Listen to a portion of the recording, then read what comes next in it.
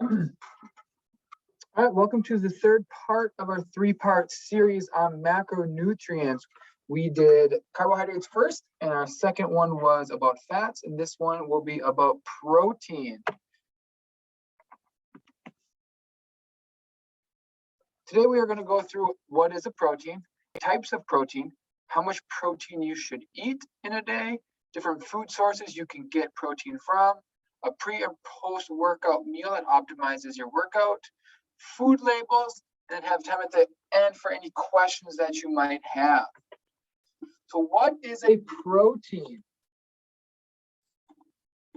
Proteins are the building blocks of life. Every cell in the human body contains protein. You need protein in your diet to help your body repair cells and make new ones. Proteins do most of the work in cells and are required for structure, function, and regulation of the body's tissues and organs. So what exactly are proteins made up of? Well, they're made up of amino acids. And what is an amino acid? So there are three categories of amino acids. There's an essential amino acid. So that is something that cannot be made by the body and must be supplied by food. You don't need to eat them all at one meal. The balance over the whole day is what is important. And there are non-essential amino acids, which are made up by the body from amino acids or in the normal breakdown of proteins in the body. So we don't necessarily need to consume those amino acids. We will just need to eat regular food, and our body will use those nutrients in order to create those non-essential amino acids. And then there are conditional amino acids, which are just needed in times of illness and stress. So amino acids, there are 20 total amino acids, 9 of which are essential and must be consumed by the diet. The body cannot make them on its own. 11 of the 20 are obviously non-essential and can be made by the human. So if you see at the chart below, the left would be the ones that we need to consume, and the right would be the ones that our body can make. So without enough of the essential amino acids, the body is unable to perform important functions that keep us healthy. It is important to not only be optimizing our protein intake, but also be conscious of the types of protein you're consuming to make sure you're covering all the amino acid bases. So meat is going to be a complete protein. What I mean by that is it's going to have all 9 of the 20, at least all 9 of the 20 amino acids. In order to get all 9 of those essential amino acids through a non-meat ways, you can get it, but you're going to have to, eat a variety of foods and really pay attention to what you're consuming in order to get all those amino acids. And you might think it's not a big deal if I don't get a complete amino acid, but I'm just going to explain one of them and what it does specifically for our body and why it is important for us to make sure that we are consuming a complete protein diet. So lysine is not produced by the body, so we need to consume it. It helps with healing. So lysine is responsible for the creation of collagen, a type of protein that helps provide structure to bones and skin. Lysine is also essential for the process of wound healing, as without adequate lysine, the process would be left incomplete. So our body won't be able to completely heal.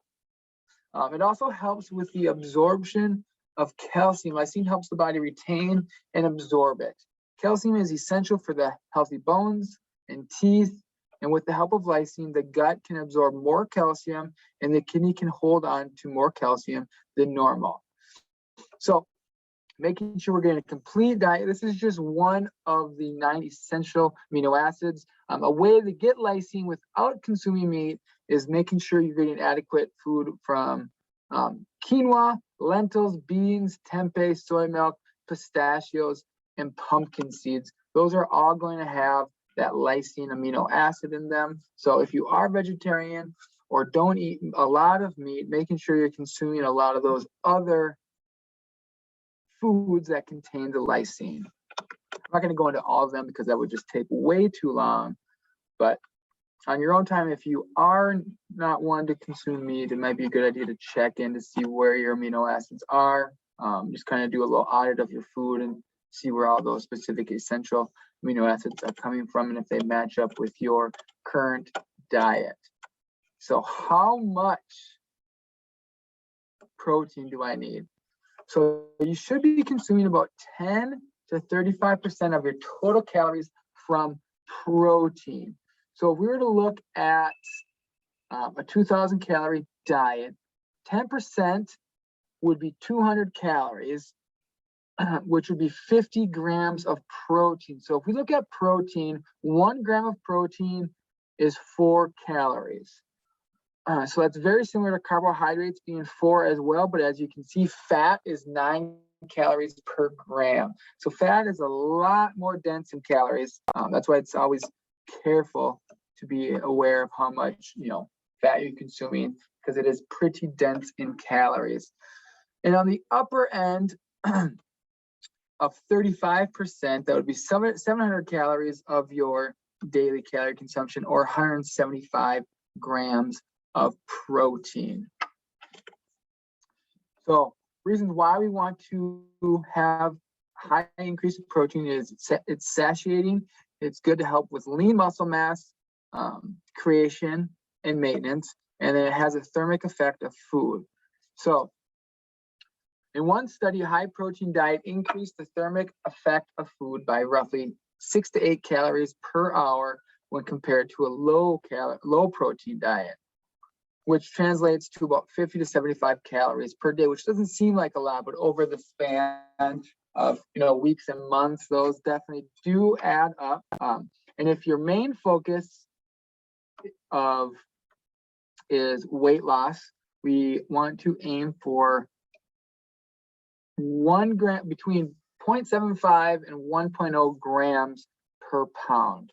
So if you are 175 pounds, you want to aim for like 175 grams of protein. So to go a little bit more deeper into how much for weight loss. So one study compared the effect of low protein intake of 1.0 grams per kilogram per day to a high protein intake, which would be 2.3 grams a kilogram per day on lean body mass over a short-term calorie deficit. On average, the low protein group lost about 3.5 pounds of muscle mass, while the high protein group only lost 0.66 pounds of muscle mass. And when we're losing weight, we usually want to expect between 50% fat loss and 50% muscle loss. That's just how the body does it. But by increasing our protein, we're still losing weight, but not as much muscle, which is a very expensive tissue to create. We definitely do need muscle mass, which will help us lose weight actually more in the long run. So eating a higher protein diet will help protect our muscle mass as we're losing weight. So more protein, the better, not necessarily. Currently, most evidence suggests that 1.6 grams of protein per kilogram, or like 0.73 grams of protein per pound, is the recommended daily target for protein intake to spare lean body mass during weight loss periods. Keep in mind, by eating more protein is definitely the most satiating macronutrient. So we aren't going to be as hungry when we eat a little bit more protein, which, when it comes to weight loss, calorie intake is the most important thing. And if you're not hungry, you're not going to eat, and that's going to be better in the long run. So then we're going to talk about protein powders. So there are a few different types. I know this is a big area, especially when we're talking about, lifting weights or health or getting your protein in. Protein powders is always in the discussion. There are 3 main types of protein powders. There are protein concentrate, which is 60 to 80% protein and 20 to 40% carbohydrates and fats. Protein isolate, 90 to 95% protein. And protein hydro is heated with acid or enzyme, which breaks bonds between amino acids to help be absorbed more time. So you would only consume this protein hydro when after a workout, if you're really trying to increase muscle mass and you want to get that protein to that muscle as quickly as possible, this would be the one to use. But usually people use protein powders to increase muscle mass, yes, but improve overall body composition. And then it also helps meet their protein needs. So you might also take a protein supplement if you are, vegetarian, you aren't consuming a lot of meats, but you still understand that protein is vital. Macronutrients, you might, consume a protein powder to help increase your protein needs. Or if you just aren't a big protein eater throughout the day, people consume protein powders for that reason. Or a good light snack, they're healthy for the most part. They have great flavor, so it's a good snack option as well. Going a little bit deeper into the types of proteins, there is quite a few different options if you were to go to a supplemental store of which type of protein, and there's reasons to get each one. So I'm going to run through these quick. There is a whey protein, which is the most common one. It is quickly digested. It provides a rapid rise in amino acids, which may help increase muscle mass and strength. It may also reduce appetite and promote fat loss. So whey protein is made from dairy. So if for any reason you aren't, consuming dairy, this for intolerance or whichever reason, you aren't going to want to consume the whey protein. There's casein protein, which is very similar to the whey protein. It is just a slow digesting dairy protein that may reduce muscle protein breakdown and promote muscle mass growth and fat loss during calorie restriction. So it's almost a little bit more gummy. It's not going to be as mixable as a whey protein. It's not like a water soluble protein where whey protein usually is, and you'll get that really good mixability where you can just shake it up and it's, just a little bit thicker than water or milk. Where casein, if you ever had that before, this would be like your meal replacement shake. It's more jelly, like gel-like if you were to mix it with water. So definitely get a sample of it before you purchase a 5-gallon or 5-pound tub of it, just in case you aren't, keen on that consistency. There's egg white protein, which you might use if you are allergic to dairy. You need a better option. It's a high protein, high quality, easy digestible. One thing is it is really digestible, so it might not be a good option to keep you feeling full like the casein or the whey might. There is also hemp protein, which is high in omega-3s. So if you were in our fat PowerPoint last week, you understand the importance of having a high omega-3 consumption. It's also easily digestible. It is low in essential amino acids like lysine and leucine, which we know what lysine does. Leucine helps more for muscle production. So, being aware of that and then adapt and deal with other foods in your diet to make up for the lack of the lysine and the leucine in your diet. There's also brown rice, which is just another starchy protein. Again, that would be an option for someone who isn't consuming animal products. There's also pea protein. So, or there's mixed proteins. A lot of those like pea, hemp, brown rice, those aren't complete proteins. So if you get a mixed version, you will kind of get the whole amino acids that are similar to that of a animal product of protein. So food sources, obviously meat, poultry, seafood, beans and peas, eggs, processed soy products, nuts, seeds, protein powders we just talked about, and of course, Land O'Lakes, dairy products. So let me pull up kind of new share. So this is from the Johns Hopkins Medicine, protein content in common foods. So hold on, controls. I want to share my screen, not the slide. All right, so you should be able to see the screen. Johns Hopkins Medicine protein content. So as we talked about way up here, we want to consume 10 to 35% of our total calories from protein. So, or if you're trying to lose weight, 0.75 to 1.0 grams of protein per pound.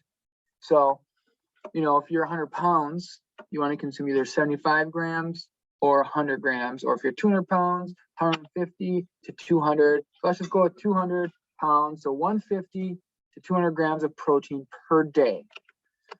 So when looking at food, 1 ounce, and usually, you know, serving size for food at like dinner time, you know, if we have a chicken breast, it's like 3 to 4 ounces, probably for a lot of you. So we're having 3 ounces of chicken beef, it's going to be about 21 grams of protein. So one meal, and keep in mind, if you're 200 pounds, our goal is between 150 and 200 grams of protein. And just your, you know, dinner is 21 grams. And again, you're going to have some sides which are going to help you increase protein intake. But just keep in mind what you're consuming, how many grams in order to get to your 150 to 200 if your goal is weight loss or muscle building. So if you're a little lighter than that, you're going to consume less total protein for the day, so it might be a little easier to get your target protein consumption. But again, fish is about 7 grams per ounce. Imitation crab is 3. So 1 egg is about 6 grams of protein. So pretty high if you are in meats, poultry, or fish category. If you are, you know, consuming a non-meat diet. So lentils, a half a cup, so that's about 4 ounces is 9 grams, where 1 ounce up here was 7 for the meat. Nuts, 1 ounce is 4 to 6, so nuts are very good, high in protein. Again, they are high in fat, so monitoring how many calories you're consuming, especially if your weight loss, your goal is weight loss, and you're consuming a lot of nuts during the day, those tend to be a little higher in calories. So again, just making sure you aren't over consuming. That would defeat the purpose of, you know, your weight loss goal. Milk, 8 ounces is 8 grams. Cottage cheese, another great option.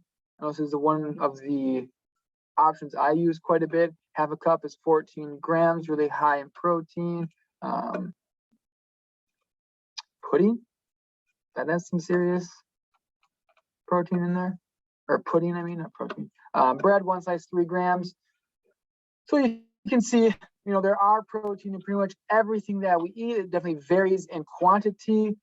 So making sure you are aware of what you're consuming, how many protein, what your goal is, where you're getting it from, the amino acids, all of that.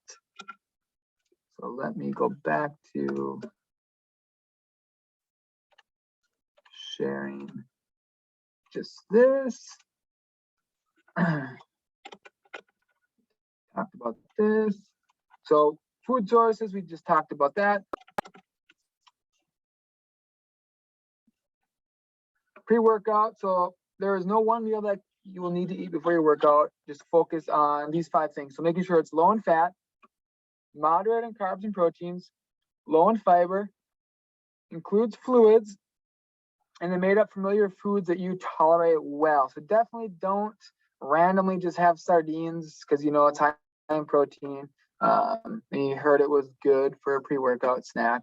And then you get, you know, into your workout, you realize it upset your tummy, not going to be a good situation. So consuming, you know, something that you're familiar with. Another example would be yogurt with half a cup of granola and half a cup of strawberries, whole wheat toast, 1 or 2 eggs, veggie omelet, peanut butter on whole wheat toast and a banana, you know, oatmeal with fruit and small amount of nuts. Those are all good.